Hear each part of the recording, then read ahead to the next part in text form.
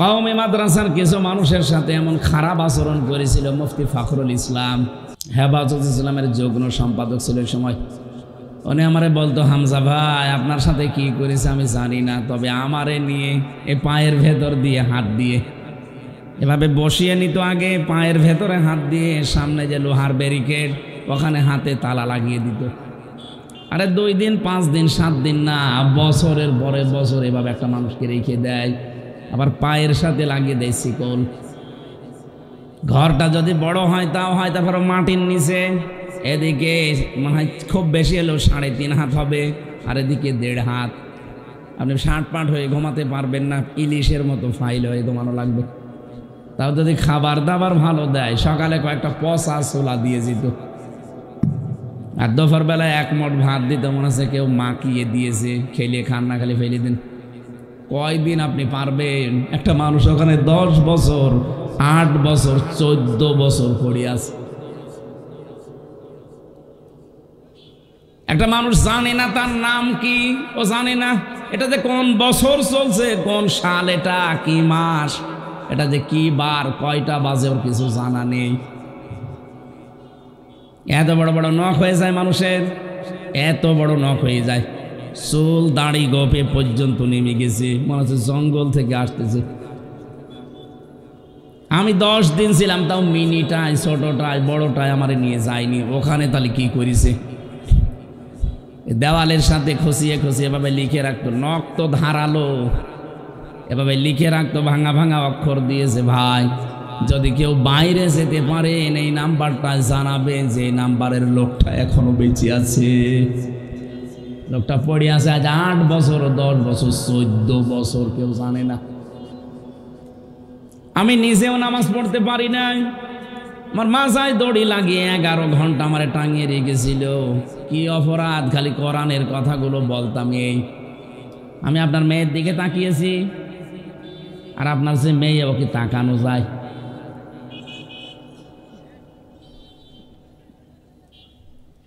এ কঠিন পরিস্থিতি তৈরি করেছিলেন। আল্লাহ রাব্বুল আলামিন বলেন, আমার রাসূলের খেলাফ কাজগুলো বাদ দিয়ে দাও। বিশ্বনবীকে এই পৃথিবীতে যে 4 দফা কর্মসূচি নিয়ে পাঠিয়েছিলেন, আমরা ওই 4টার সামনে নিয়ে চলবো। ওয়াল্লাযী বা'আসা ফিল উম্মিয়িনা রাসূলাম মিনহুম ইয়াতলু আলাইহিম আয়াতিহি ওয়া ইউযাক্কিহিম ওয়া ইউআল্লিমুহুমুল কিতাবা ওয়াল হিকমা ওয়া ইন কানু মিন ক্বাবলু লাফি যালালিম মুবিন। বলেন আল্লাহু আকবার। কোরআনে কারিমে 4 জায়গায় আয়াতটা আছে একই ধাঁচের। আল্লাহ পাক বলেন, তিনি সেই আল্লাহ যিনি তোমাদের ভেতর একজন উম্মি নবী পাঠিয়েছেন, রাসূল পাঠিয়েছেন। 4 দফা কর্মসূচি সে পালন করত। আমাদের এখন উচিত দল মত সব বাদ দিয়ে, আমরা যারা এতদিন মাজলুম অবস্থায় আছি, বিশেষ করে ইসলামপন্থী মানুষেরা, কিছুদিন পরে পরে দেখবেন রিপোর্ট আসে আন্তর্জাতিকভাবে, দেশের ওপরে যে রিপোর্টগুলো পায়, একটু পড়াশোনা করেন। এই দেশে এখন সব চাইতে ভয়, বিশেষ করে এই প্রতিবেশী রাষ্ট্রগুলোর, ইসলামের হাতে আবার দেশটা চলে যায় নাকি। কারণ তারা জানে দেশে যারা মাজলুম, এই 53 বছরে এই সব চাইতে বেশি মাজলুম হয়ে আছে এদেশের ইসলামপন্থীরা। এই মানুষগুলো যদি ছোটখাটো বিভেদ ভুলে এক হয়ে যায়, এদেশে ইসলামকে কেউ ঠেকাতে পারবে না। সবার ভয়ে সূরা কাসাসের 6 নম্বর আয়াতটা মিলাবেন, আমি এর সাথে মিলিয়ে পেয়েছি। আল্লাহ পাক বলেন, অনুমাক্কিনা লাহুম ফিল আরদি ওয়া নুরিয়া ফিরআউনা ওয়া হামানা ওয়া জুনুদাহুমা মিনহুম মা কানু ইয়াহযারুন। আমি আল্লাহ তাদেরকে জমিনের শাসন ক্ষমতায় বসাবো, প্রতিষ্ঠা দেব তাদের। কেন জানো? আমি ফেরাউন, হামান এবং তার সৈন্য বাহিনী, দলীয় বাহিনীকে দেখাতে চাই ওরা যাদেরকে সবচাইতে বেশি ভয় পেত, তাদেরকে আমি জমিনের শাসনে বসাবো। আজও নব্য ফেরাউন যারা, নব্য হামান যারা, নব্য হামানের দল বল যারা, এরাও কিন্তু সবচাইতে ভয় আছে, না জানি ইসলাম চলে আসে কিনা। কি কথা বলেন না কেন? এই আয়াতের তাফসির মিলাবেন, আধুনিক তাফসিরগুলো সব মিলে যাবে। আজ তামাম দুনিয়ার মানুষের ভয়, এদেরকে এতদিন কোণঠাসা করে রেখেছিলাম বিভিন্ন দলে বিদলে বিভক্ত করে, এখন দেখি না এসব এক হয়ে যাচ্ছে। এই জন্য মামুনুল হকের নামে আজকে অপপ্রচার দিয়েছে, যেমন তাবলিগের কেউ না। আরে শয়তান, ওর জীবনটাই কাটছে তাবলিগে। তাবলিগ মানে কি? প্রচার করা। তাবলিগ মানে কি? কোরআন হাদিস তার চাইতে প্রচার আপনি কি বেশি করেন? তার বাবা সারা জীবন কোরআন হাদিসের শিক্ষা দিয়ে গেছে।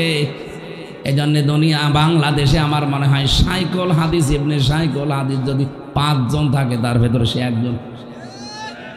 লোকটার সাথে আমি 3টা বছর ছিলাম এক ঘরে, আমি তার কাছে ঋণী। বহু খেদমত আমার মতো ছোট মানুষের সে লোকটা করিস, অনেক বড় মনের মানুষ। আল্লাহ রাব্বুল আলামিন দুনিয়া আখিরাতে তার সম্মান আর মর্যাদা আরো বাড়িয়ে দেন। বিশেষ করে তাবলিগের যে 4 জন ভাইকে জবাই করা হয়েছে, তাড়াতাড়ি করে তদন্ত রিপোর্ট দিয়ে এদের শাস্তির ব্যবস্থা করেন, নয়তো কিন্তু ওখান থেকে বারবার আসবে। আপনি টের পাচ্ছেন না কলকাঠি কোন জায়গা থেকে নড়ছে? পিনাকি ভট্টাচার্যের একটু ভিডিও দেখেন, সব ক্লিয়ার হয়ে যাবে। এরা চাচ্ছে যে হিন্দুদের দিয়ে কাজে লাগালাম, কিছু হইল না। গোবিন্দ পরামানিক এখন আলেমদের পক্ষে। পঞ্চগড়ের এক হিন্দু, এই যে মাগুরার এক হিন্দু, 2 জন মহিলা গেছে ভারতে সাংবাদিক, হকার যেটা মলম সাংবাদিক। এই শয়তানের আর এক বস্তু আছে।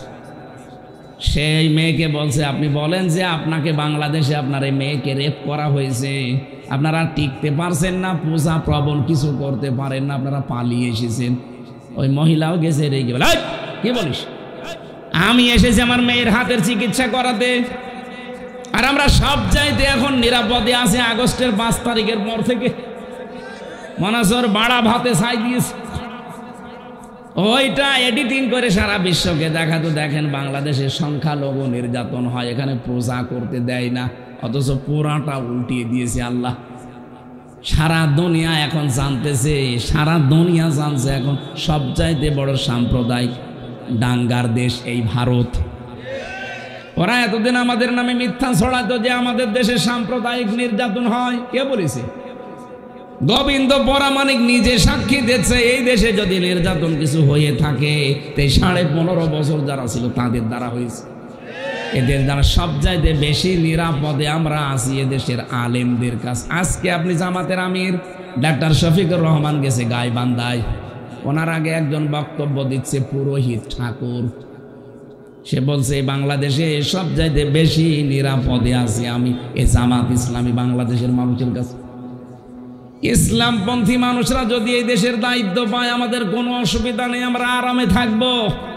একজন হিন্দু যদি কথা বলতে পারে, এদেরকে দিয়ে কাজে লাগাতে চেয়েছিল, পারে নাই, এখন অন্য লাইনে হাঁটতেছে। এখন চাচ্ছে যে মুসলমানদের ভেতরে যদি বিভেদ তৈরি করে এদের দলে বেদলে বিভক্ত করে দেই, তখন আর একটা মেসাগার করা যাবে। আমার দেশ প্রথম দিনই কিন্তু এইটা ছেড়ে দিয়েছে। তো মেসাগার করার চেষ্টা ছিল, পারে নাই। দিল্লিকেও বলেছে যে ঢাকা আক্রমণ করেন। আপনি মানুষ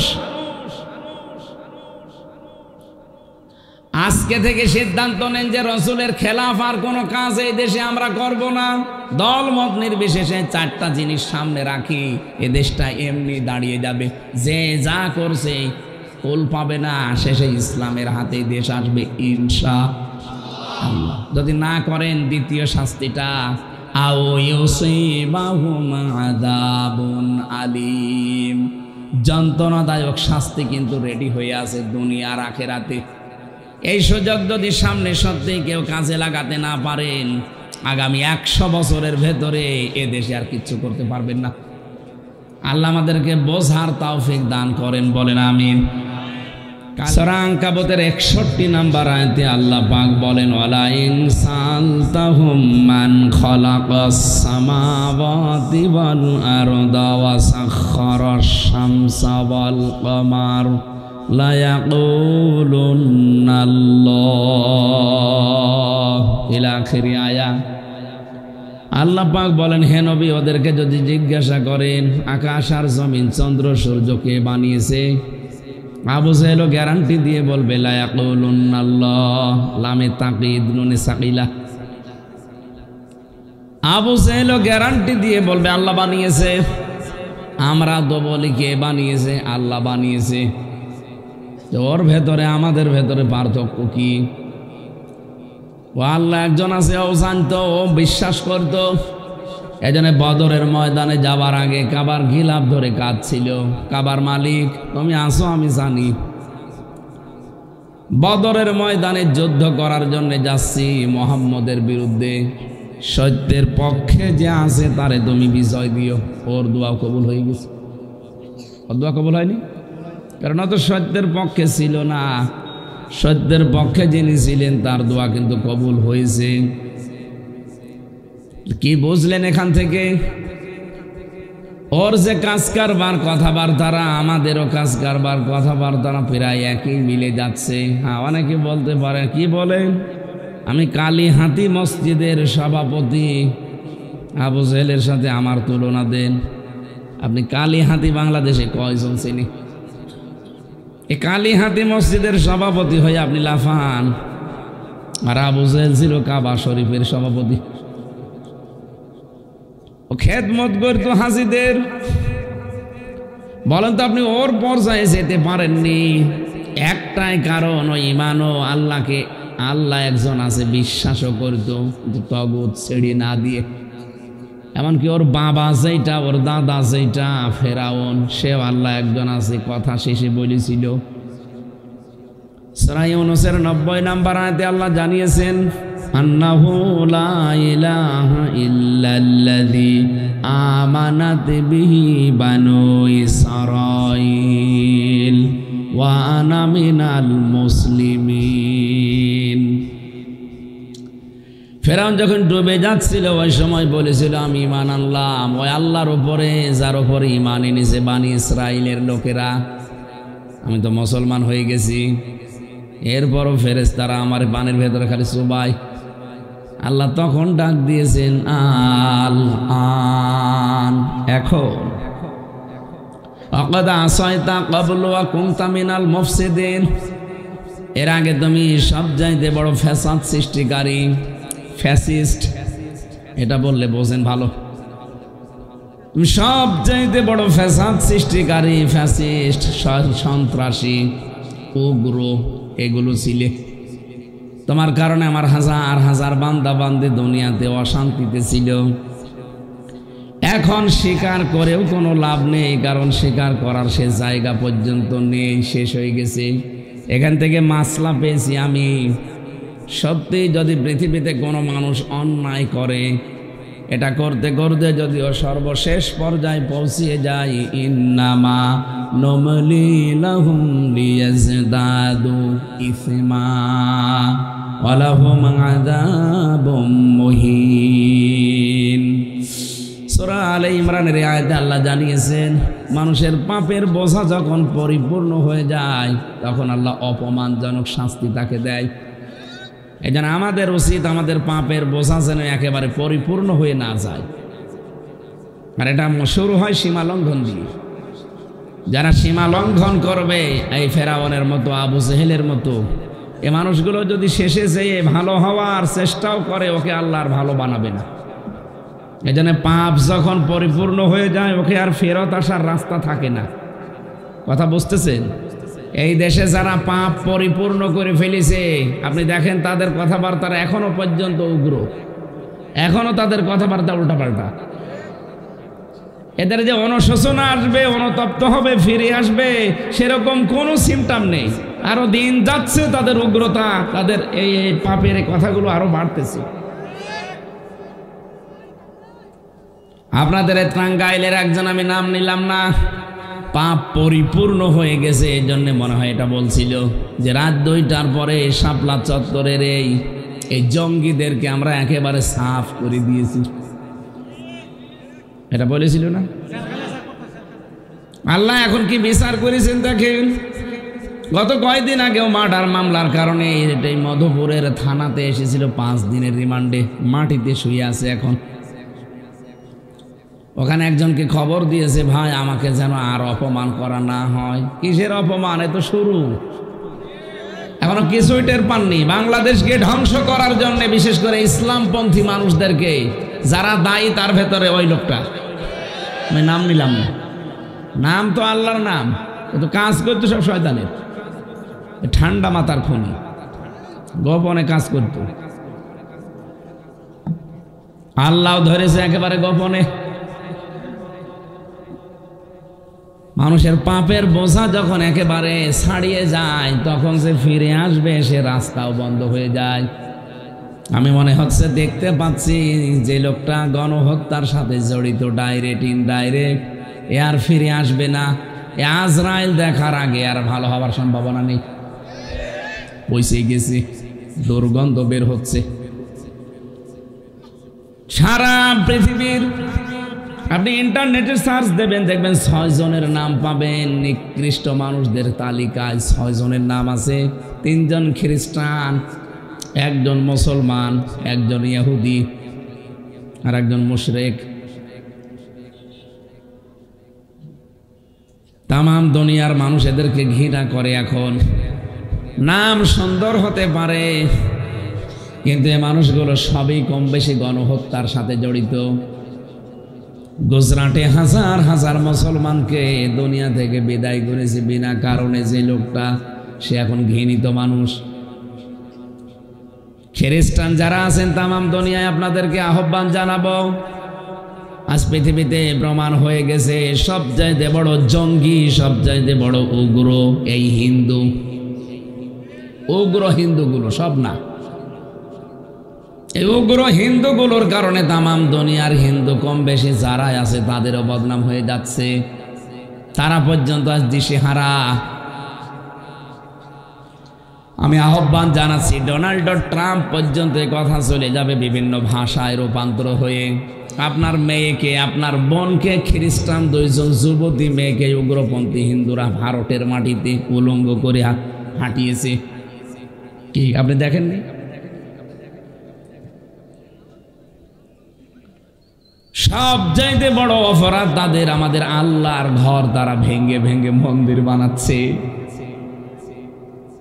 এদের কত বড় অপরাধ! 1500 বছর আগের কাহিনী আমরা শুধু শুনেছি। কাজ ফিম্মা আকল বানিয়ে দিয়েছে আল্লাহ।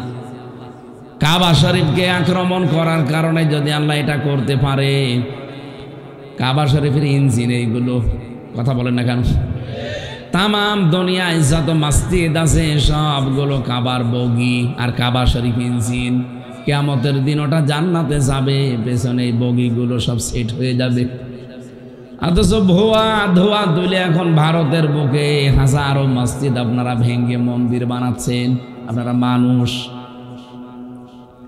দুনিয়ার মানুষেরা মাটির নিচে তেল পায়, গ্যাস পায়, সোনা পায়, রূপা পায়, লোহা পায়, আর শয়তানরা নাকি মাটির নিচে মন্দির পাচ্ছে।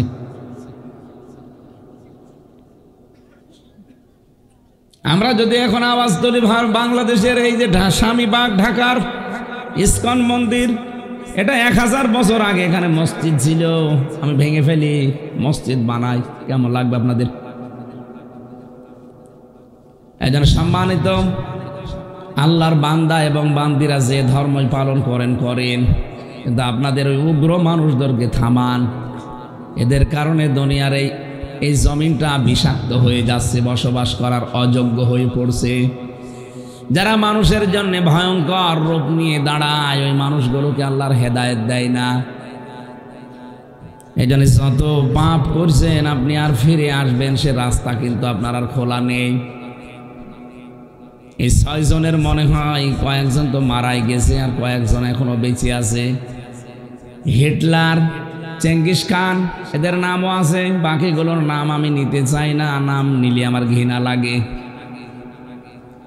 এজন্য আপনাদের হেদায়েত মনে হয় কপালে আর নেই, আপনি পাপের সর্বশেষ চূড়ায় পৌঁছিয়ে গেছেন। আপনার একক সিদ্ধান্তের কারণে 2732 জন মানুষ এই জুলাই আগস্টে মারা গেল। একটু যদি পরিবর্তন হয়ে যেতেন এতগুলো মানুষ মরতো না। 2780 জন মানুষ এখনো হাসপাতালের বেডে কাতরাচ্ছে। কারো এক হাত নেই, কারো পা নেই, চোখ নেই, অন্ডকোষ উড়ে গেছে। এত বড় বিশাল বোঝা আপনি আমাদের এই জাতির মাথার উপরে দিয়ে গেলেন। চলেই তো যাবেন স্বামীর বাড়ি, এই বোঝা দিয়ে গেলেন কেন? না, ওরা নিজেরাই যখন বলতো স্বামী স্ত্রীর সম্পর্ক, সে গেছে যখন, কিন্তু হবে না, কারণ দাদা তো ফুল হাত আর আমাদের হাফ হাত। কথা বলে না কেন? দাদার ফুল হাতা না, ফুল হাতার সাথে হাফ হাতা যাবে না। যদি যেতে হয় আপনাকে মুসলমানি দেওয়া লাগবে। আর দাদার যে বয়স, এ বয়সে যদি হাসাম দিয়ে মুসলমানি দিতে চান, ও দেখা যাচ্ছে গোড়া থেকে কেটে বাদ দিয়ে দিল। ছাতা তো আগা খুঁজে পাবে না, গোড়া থেকে কেটে বাদ দিয়ে দিলে শেষে বিয়ে করা না করা সমান। এই জন্য স্বামী স্ত্রীর সম্পর্ক বলে এতদিন চালিয়েছেন, পর্যন্ত থাক ও গুড়ে বালি। কথা বলে না কেন? ও দাদা কোনোদিন মুসলমান হবেও না, ও বিয়ের স্বাদ পূরণ হবে না। আমার ভাইরা, যে কথাটা বোঝাতে পর্যন্ত আসলাম, এর সার কথা এই, কোনো মানুষ যদি অপরাধ করতে করতে সীমা ছাড়িয়ে চলে যায়, ও ভালো হওয়ার চেষ্টা করলেও আল্লাহ ওকে আর গ্রহণ করে না। এটা ফেরাউনের জীবন, আবু জেহেলের জীবন, আবু লাহাবের জীবন থেকে আল্লাহ দেখিয়েছেন। ফেরাউনের জীবনে তো বললামই, শেষ পর্যন্ত ভালো হওয়ার নিয়ত করেছিল, এখন ঈমানেরও ঘোষণা দিয়েছে, কিন্তু আল্লাহ কবুল করে নাই। আমরাও যদি আমাদের পাপের সীমা ছাড়িয়ে যাই, সত্যি কথা বলছি, আপনি ভালো হওয়ার নিয়ত করলেও আর পারবেন না ফিরে আসতে। এক্ষুনি পাল্টান। কখন পাল্টাবেন? এক্ষুনি। আপনি জালেমদের বাড়ি ঘরগুলো এখন দেখতে পাচ্ছেন না? আল্লাহ নিজে যেন হাত দিয়ে আমাদেরকে দেখিয়েছেন। সূরা নমলে আছে, 19 নম্বর পারা 20 নম্বর পৃষ্ঠা 7 নম্বর লাইনের 52 নম্বর আয়াতে আছে। এটা তাফসিরে ফি জিলালিল কোরআন। ফাতিলকা বুয়ুতুহুম খাবিয়াতাম বিমা যালামু ইন্না ফি যালিকা লায়াতাল লিকাউমিন ইয়ালামুন। বলেন আল্লাহু আকবার। এখানে যারা আলেম আছে, আরবি গ্রামার জানে, দেখেন তো আল্লাহ মনে হচ্ছে আঙ্গুল দিয়ে দেখাচ্ছেন, অথচ এটা হাজার হাজার বছর আগের কাহিনী, লূত নবীর জীবনী। সেটা আল্লাহ নবীজিকে শোনাচ্ছেন, মনে হচ্ছে আমাদেরকেও দেখাচ্ছেন। ফাতিলকা বুয়ুতুহুম, বাইতুন দেয়নি, বুয়ুত বহু বচন, হোম জমির। আল্লাহ বলেন, হে নবী, এই ঘরগুলোর দিকে তাকান, এই সেই ঘরগুলো। এই সেই কি? এই সেই ঘরগুলো কি? খাবিয়াতান, আমি জনশূন্য করে দিয়েছি, পরিত্যক্ত বানিয়ে দিয়েছি, বিমা যালামু, এদের জুলুমের কারণে। আজটা যে কত বাস্তব, 2024 সালের 5 আগস্টে আল্লাহ আমাদের দেখিয়েছেন। কুষ্টিয়ার হানিফের বাড়ির দিকে তাকান, ওটা এখন গণ টয়লেট হয়ে গেছে।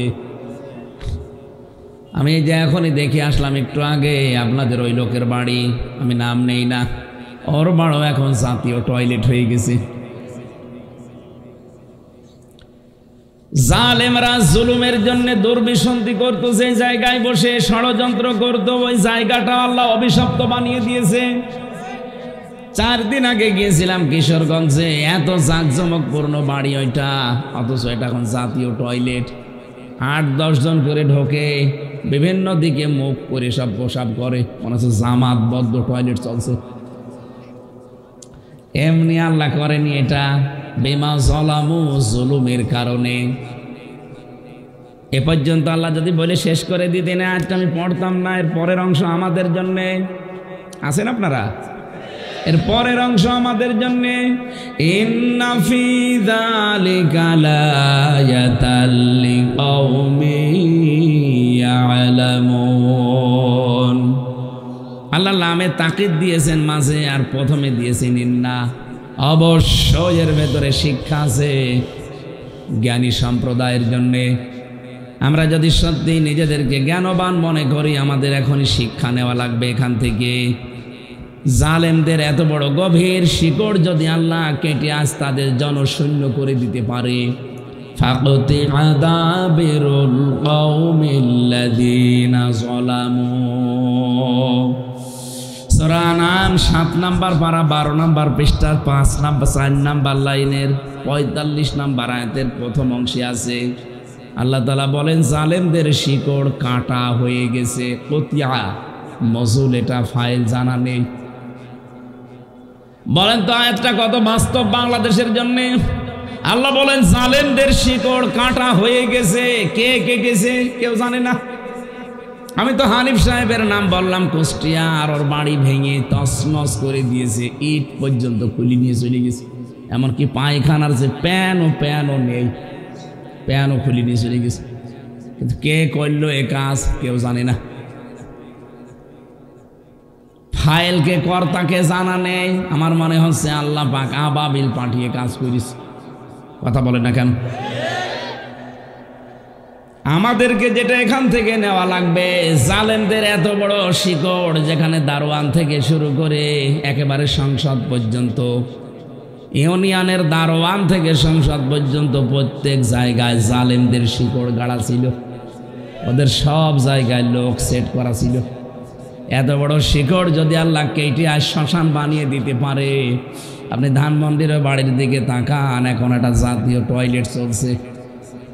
কালকে আপনি যান দেখে আসেন, আমার কথা কত বাস্তব। আমরা যদি এখান থেকে সত্যিই কিছু নিতে চাই, প্রথম শিক্ষা হবে আগামীতে যারা ক্ষমতায় বসবেন তারা আর যাই করেন জুলুম করবেন না। আপনি যদি সত্যি জুলুম করেন, আপনার অবস্থাও কিন্তু ঠিক এরকম পরিত্যক্ত হয়ে যাবে। আমরা এখন অনেককে দেখতে পাচ্ছি থালা হাতে পায় নিয়ে এর আগে জুলুম করা আরম্ভ করে দিয়েছে। এক কথা বলছে না কেন? সারা দেশের বিভিন্ন জেলায় দেখছি, এখন শুনছি এখন যে চাঁদাবাজি চলছে। চাঁদাবাজি বন্ধ হয়নি, শুধু নাম পাল্টিয়েছে। আগে ওই নামে করতো, এখন আর এক নামে করছে। এটা একটা জুলুম না? কত বড় জুলুম আপনি জানেন? এই যে রমজান সাহেব মালয়েশিয়াতে আছে আজ 25-30 বছর, মনে করেন এত কষ্ট করে 20-25 বছর উনি একেবারে মাথার ঘাম পায়ে ফেলে টাকাগুলো কামাই করে নিয়ে আসলো। টাঙ্গাইলে কোন জায়গায় যেন বাড়ি, ওখানে একটা বাড়ি করবে। ঘাম ঝরানো, রক্ত ঝরানো টাকা দিয়ে বাড়ি করবে, কিন্তু না, বড় ভাই আসবে, মিষ্টি খাবে। কয় টাকা লাগবে? 10 লাখ। আরে মিষ্টি, আপনি কোন দেশের মিষ্টি খাবেন? নীরব চাঁদাবাজিগুলো চলছিল এতদিন, কয়েকদিন বন্ধ ছিল, এখন আবার শুরু হয়ে গেছে। আমিরে জামাত ডাক্তার শফিকুর রহমান হাফিজাহুল্লাহ কয়েকদিন আগে উনি ঘোষণা দিয়েছেন ডাইরেক্ট, এদেশে যদি সত্যি ইসলাম আসে, সর্বপ্রথম আমরা বন্ধ করব এই চাঁদাবাজি। প্রতিটি সেক্টরে চলছে, অফিস আদালত থেকে শুরু করে কোর্ট পর্যন্ত। আমি নিজে তো সাক্ষী, ওখানে নীরব চাঁদাবাজি চলে, বিশেষ করে সিএমএম কোর্ট, জজ কোর্ট আর হাইকোর্টগুলোতে। এগুলো বন্ধ হওয়া দরকার, নয়তো এই জুলুম বন্ধ হবে না। মানুষ নীরবে নীরবে কাঁদবে। আমরা চাই আগামীতে যারা আসবেন তারা আর যাই করেন, কোনো রকমের জুলুম যেন আপনার দ্বারা না হয়। তাহলে আগামী 5 বছর পরে দেখবেন আপনার বাড়িও ঠিক হানিফের বাড়ির মতো টয়লেট হয়ে গেছে। পাপের বোঝা যাদের পরিপূর্ণর দিকে যাচ্ছে তারা এখন থামবেন। জালেমরা তো প্রায় সব পালিয়েছে, কিছু প্রেতাত্মা আছে। আমি আশা করছি কোরআনের পাখির যে ঘোষণা, জালেমরা একটা ইঁদুরের গর্ত পাবে না, ঠিক তাই হবে। পাচ্ছে না? পাচ্ছে না। দ্বিতীয় নম্বরে উনি স্বপ্নে দেখতে নেই এই দেশে জালেমদের নাকের ডগার উপরে কালেমার পতাকা পথ করে উড়বে। সামনে আমার মনে হয় সেই সময় আসতেছে। লাকাদ সাদাকাল্লাহু রাসূলাহুর রুয়া বিল হক ইলা আখির আয়াত। আল্লাহ পাক বলেন, অবশ্যই আমি আল্লাহ সত্যে প্রমাণিত করেছি আমার রাসূলের স্বপ্নকে। আপনি কথাগুলো একটু ভালো করে একটু খেয়াল করে শোনেন। আল্লাহ নিজে এখানে ফাইল কর্তা, লাকাদ সাদাকাল্লাহু রাসূলাহুর রুয়া বিল হক। রব্বুল আলামিন বলেন, অবশ্যই আমি আল্লাহ নিজে আমার রাসূলের স্বপ্নকে হক সত্যে পরিণত করেছি। ওই আল্লাহ এখন নেই, রাসূল আছে না? নেই। আল্লাহ আছে কিন্তু রাসূল এখন নেই, কিন্তু রাসূলের নায়েব আছে। এগুলো রাসূলের নায়েব, উত্তরাধিকারী, ওয়ারিশ, স্থলাভিষিক্ত এই মানুষগুলো। কোরআনের পাখি আল্লামা দেলাওয়ার হোসাইন সাইদি রহমতুল্লাহ আলাইহি, উনি একজন আলেম, নবীর ওয়ারিশ। কথা বললেন না কেন? নবীর স্বপ্নকে যদি আল্লাহ বাস্তবে রূপ দিতে পারে, নবীর ওয়ারিশদের স্বপ্ন যা দেখেছে আন্দাজে দেখে নাই, এই স্বপ্নগুলো বাস্তবে রূপ দেবেন। যা যা বলেছিল দেখলাম একটাও মিথ্যা না, সব ফলে যাচ্ছে।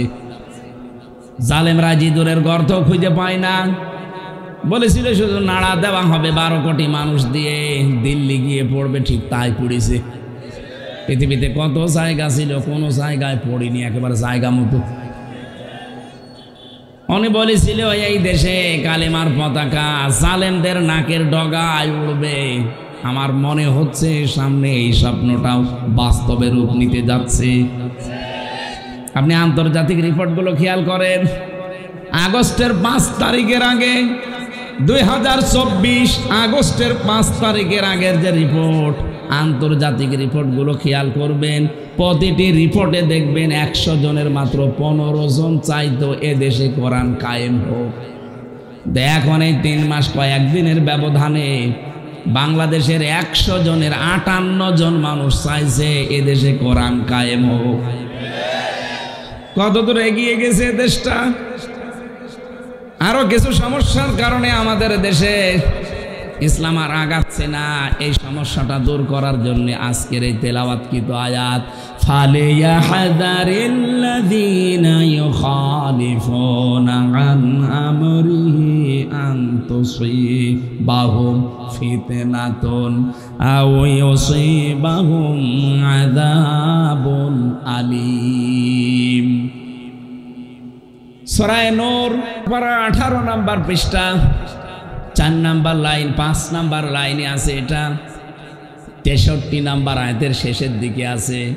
রব্বুল আলামিন বলেন, পৃথিবীর মানুষেরা সাবধান, ফালিয়াহযারিল্লাযীনা ইউখালিফুন আন আমরিহি। আমার রাসূলের আদেশকে যদি কেউ ভাইলাইট করে, রাসূলের আদেশের খিলাফ কোনো কাজ করে দুনিয়ার ময়দানে, মনে করো না শান্তি আসবে না। আমি আল্লাহ 2টা শাস্তি দেব। 1 নম্বরে তোমাদের উপরে ফিতনা চাপিয়ে দেব, 2 নম্বরে কঠিন আযাব দুনিয়া এবং আখিরাতে দেব। আযাবুন আলীমের ব্যাখ্যায় আমি তাফসিরে ইবনে কাসিরে দেখেছি দুনিয়া এবং আখিরাত 2 জায়গায়।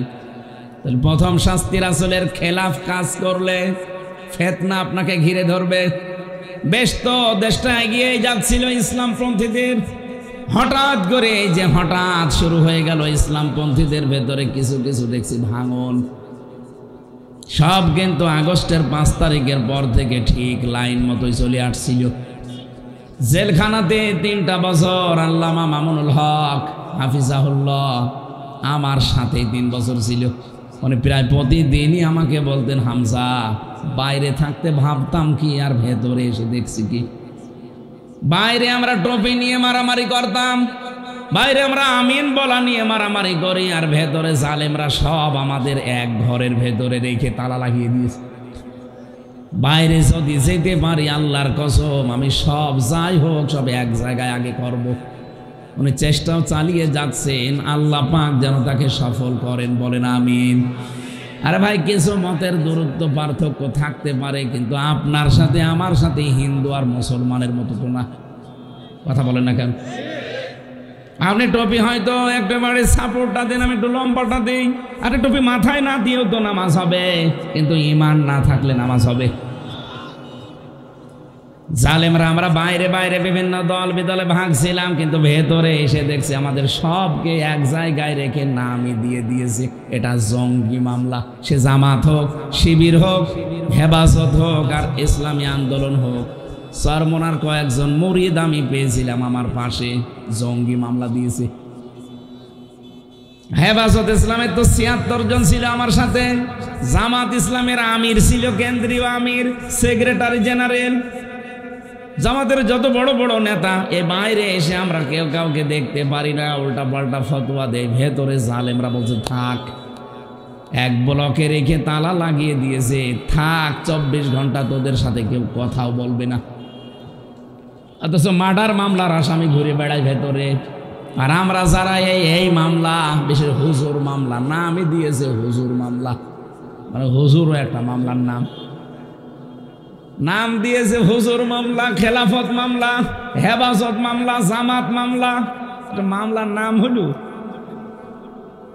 আরে ভাই, মার্ডার মামলা দে, ধর্ষণ মামলা দে, কি দিয়েছিস? ব্লকের নাম দিয়ে দিয়েছে। এখানে থাকে কারা? হুজুররা। এ হুজুর হেফাজত না, জামাত না, সরমনার সব দেখা দেখি নিয়ে নামাজ পড়ে, এ মাথায় টুপি আছে, এ হুজুরের মামলার আসামি। এর সাথে আচরণ করবা ওই রকম যেটা আমার মনে হয় ফাঁসির আসামিদের সাথেও করা হতো না। ফাঁসির আসামিদেরকেও ৭ দিন পরে পরে একটা মোবাইল দিতে কথা বলার জন্য, ৭ দিনে 10 মিনিট। আর আমরা যারা এই হুজুর মামলার আসামি, 3টা বছর আমাকে একদিনও বাড়ির সাথে যোগাযোগ করতে দেয়নি, 24 ঘন্টা তালা লাগানো। প্রত্যেকের অবস্থা এরকম করেছিল।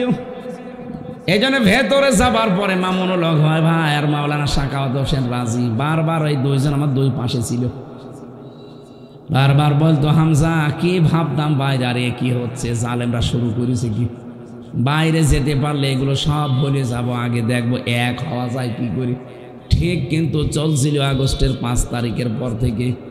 হঠাৎ করে কি শুরু হয়ে গেল, এই দেখেন তাবলীগ জামাতের নাম নিয়ে 4 জন মানুষকে জবাই করে বিদায় করে দিল।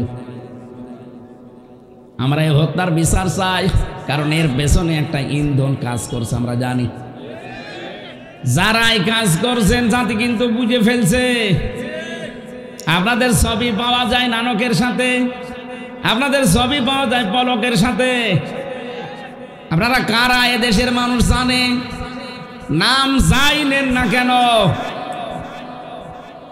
এই জন্য দেশ চলবে আলেমদের হাতে, এইটাই ফাইনাল। আলেমরা কোরআনে কারিম বোঝে, আলেমরা হাদিস বোঝে, তারা এ দেশ চালাবে। কোথাকার কে আপনি? আমরা চাই দ্রুত এই 4 জন হত্যার বিচার আমরা চাই। যাদেরকে ধরা হয়েছে তাড়াতাড়ি করে ডিম দেন। কথা বলে না কেন? এমনি সব বের হয়ে যাবে। আমাদেরকে মাঝে মাঝে ওই যে আঙ্গুল তুলে নেয়, নখ তুলে নেয়, ওইটা নিয়ে আসতো। মাটির নিচে যে কয়েকদিন ছিলাম ওইটা নিয়ে এসে বলতো যে এইটা দিয়ে আমরা নখ তুলি। আমি মানুষ ছোট, বহু ঘাত প্রতিঘাত সহ্য করে পার করে পর্যন্ত এসেছি। জালেমরা যা করেছে না আমাদের সাথে ইতিহাস পাল্টিয়ে ফেলেছে। একটা জিন্দা কবরে ছিলাম 3টা বছর, মনে হচ্ছে জীবিত কবরে আছে।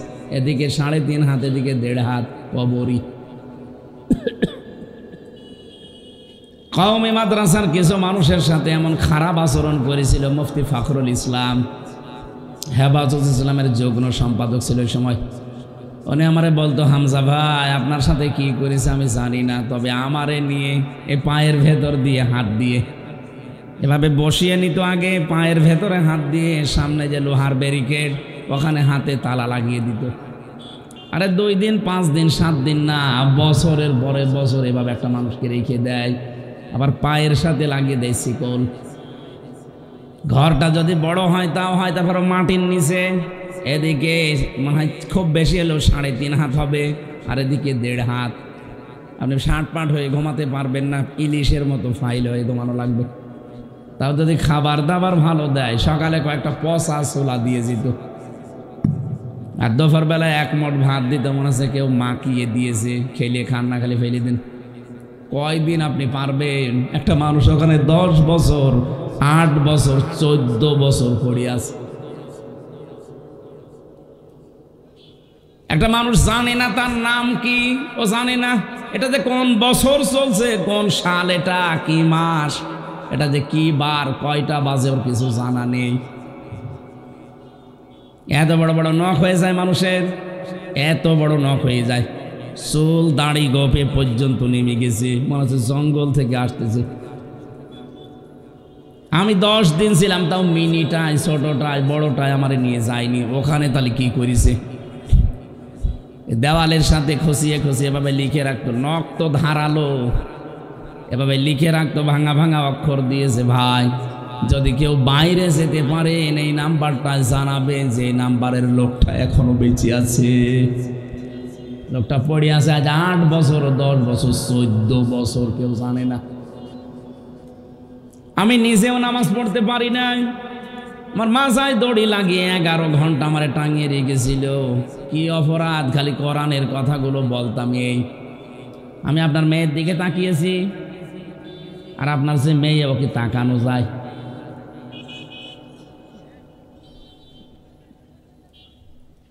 এ কঠিন পরিস্থিতি তৈরি করেছিলেন। আল্লাহ রাব্বুল আলামিন বলেন, আমার রাসূলের খেলাফ কাজগুলো বাদ দিয়ে দাও। বিশ্বনবীকে এই পৃথিবীতে যে 4 দফা কর্মসূচি নিয়ে পাঠিয়েছিলেন, আমরা ওই 4টার সামনে নিয়ে চলবো। ওয়াল্লাযী বা'আসা ফিল উম্মিয়িনা রাসূলাম মিনহুম ইয়াতলু আলাইহিম আয়াতিহি ওয়া ইউযাক্কিহিম ওয়া ইউআল্লিমুহুমুল কিতাবা ওয়াল হিকমা ওয়া ইন কানু মিন ক্বাবলু লাফি যালালিম মুবিন। বলেন আল্লাহু আকবার। কোরআনে কারিমে 4 জায়গায় আয়াতটা আছে একই ধাঁচের। আল্লাহ পাক বলেন, তিনি সেই আল্লাহ যিনি তোমাদের ভেতর একজন উম্মি নবী পাঠিয়েছেন, রাসূল পাঠিয়েছেন। 4 দফা কর্মসূচি সে পালন করত। আমাদের এখন উচিত দল মত সব বাদ দিয়ে আমরা যারা এতদিন মাজলুম অবস্থায় আছি, বিশেষ করে ইসলামপন্থী মানুষেরা, কিছুদিন পরে পরে দেখবেন রিপোর্ট আসে আন্তর্জাতিকভাবে দেশের ওপরে যে রিপোর্টগুলো পায়, একটু পড়াশোনা করেন। এই দেশে এখন সব চাইতে ভয়, বিশেষ করে প্রতিবেশী রাষ্ট্রগুলোর, ইসলামের হাতে আবার দেশটা চলে যায় নাকি। কারণ তারা জানে দেশে যারা মাজলুম, এই 53 বছরে এই সব চাইতে বেশি মাজলুম হয়ে আছে এদেশের ইসলামপন্থীরা। এই মানুষগুলো যদি ছোটখাটো বিভেদ ভুলে এক হয়ে যায়, এদেশে ইসলামকে কেউ ঠেকাতে পারবে না। সবার ভয়ে সূরা কাসাসের 6 নম্বর আয়াতটা মিলাবেন, আমি এর সাথে মিলিয়ে পেয়েছি। আল্লাহ পাক বলেন, অনুমাক্কিনা লাহুম ফিল আরদি ওয়া নুরিয়া ফিরআউনা ওয়া হামানা ওয়া জুনুদাহুমা মিনহুম মা কানু ইয়াহদারুন। আমি আল্লাহ তাদেরকে জমিনের শাসন ক্ষমতায় বসাবো, প্রতিষ্ঠা দেব তাদের। কেন জানো? আমি ফেরাউন, হামান এবং তার সৈন্যবাহিনী, দলীয় বাহিনীকে দেখাতে চাই ওরা যাদেরকে সবচাইতে বেশি ভয় পেত, তাদেরকে আমি জমিনের শাসনে বসাবো।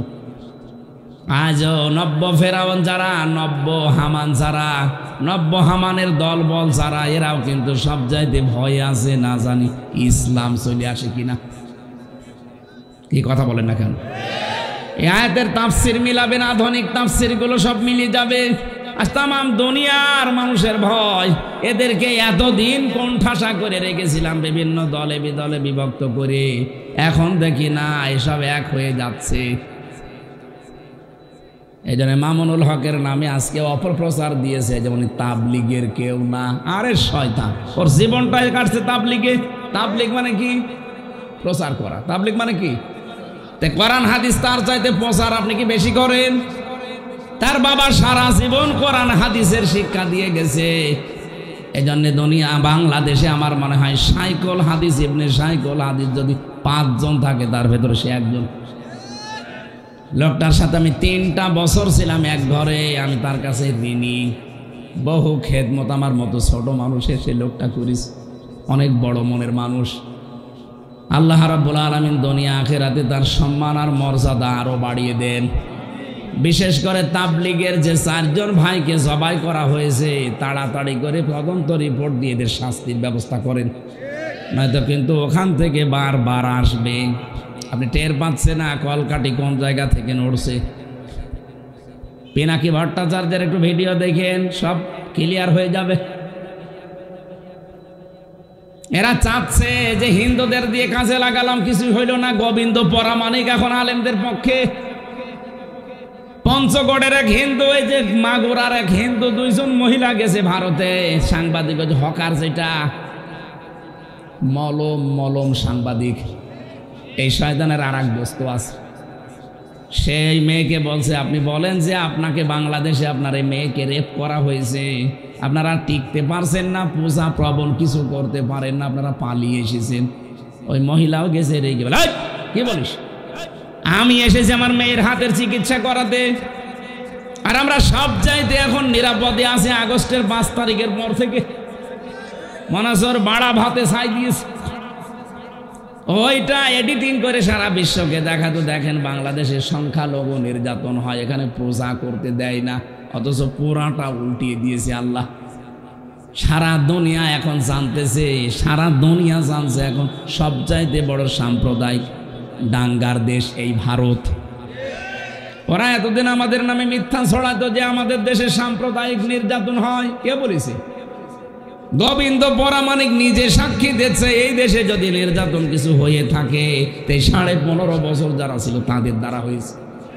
এদের দ্বারা সবচাইতে বেশি নিরাপদে আমরা আছি এদেশের আলেমদের কাছে। আজকে আপনি জামাতের আমির ডাক্তার শফিকুর রহমান গেছে গাইবান্ধায়, ওনার আগে একজন বক্তব্য দিচ্ছে পুরোহিত ঠাকুর, সে বলছে বাংলাদেশে সবচাইতে বেশি নিরাপদে আছি আমি এই জামাত ইসলামী বাংলাদেশের মানুষের কাছে। ইসলামপন্থী মানুষরা যদি এই দেশের দায়িত্ব পায় আমাদের কোনো অসুবিধা নেই, আমরা আরামে থাকবো। একজন হিন্দু যদি কথা বলতে পারে, এদেরকে দিয়ে কাজে লাগাতে চেয়েছিল, পারে নাই, এখন অন্য লাইনে হাঁটতেছে। এখন চাচ্ছে যে মুসলমানদের ভেতরে যদি বিভেদ তৈরি করে এদের দলে বেদলে বিভক্ত করে দেই, তখন আর একটা মেসাগার করা যাবে। আমার দেশ প্রথম দিনই কিন্তু এইটা ছেড়ে দিয়েছে। তো মেসাগার করার চেষ্টা ছিল, পারে নাই। দিল্লিকেও বলেছে যে ঢাকা আক্রমণ করেন। আপনি মানুষ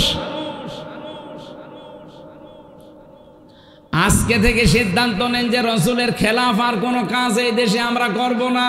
দল মত নির্বিশেষে 4টা জিনিস সামনে রাখি, এ দেশটা এমনি দাঁড়িয়ে যাবে।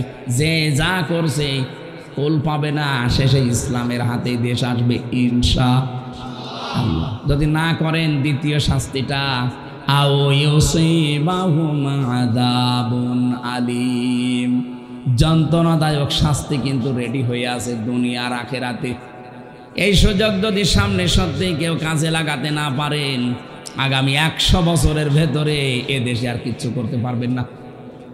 আল্লাহ আমাদেরকে বোঝার তৌফিক দান করেন, বলেন আমিন। কালকে আছে 3-4টা অনুষ্ঠান, 1টা বাজে, আমি আর পারছি না। আল্লাহুম্মা আমিন। লা ইলাহা ইল্লা আনতা সুবহানাকা ইন্নী কুনতু মিনাজ জালিমিন। আল্লাহ তাআলা তাফসীর মাহফিলে আমি যেভাবে আরম্ভ করেছিলাম, এই কথাগুলো যদি তাফসীর আকারে বলতে বলতে এখনো 2-2.5 ঘন্টার সময় আমরা পার করতে পারতাম। আমার শরীরের দিকে আর গভীর রজনী, এখন তাহাজ্জুদের সময়, সামনে ফজরের নামাজ, সকালে কর্মজীবন আছে, আগামীকাল আমার 3টা অনুষ্ঠান আছে, এই জন্য আমি বন্ধ করে দিলাম। যতটুকুই বলেছি আল্লাহ আমাদের বিবেকের দাবি অনুযায়ী মেনে চলার তৌফিক দাও।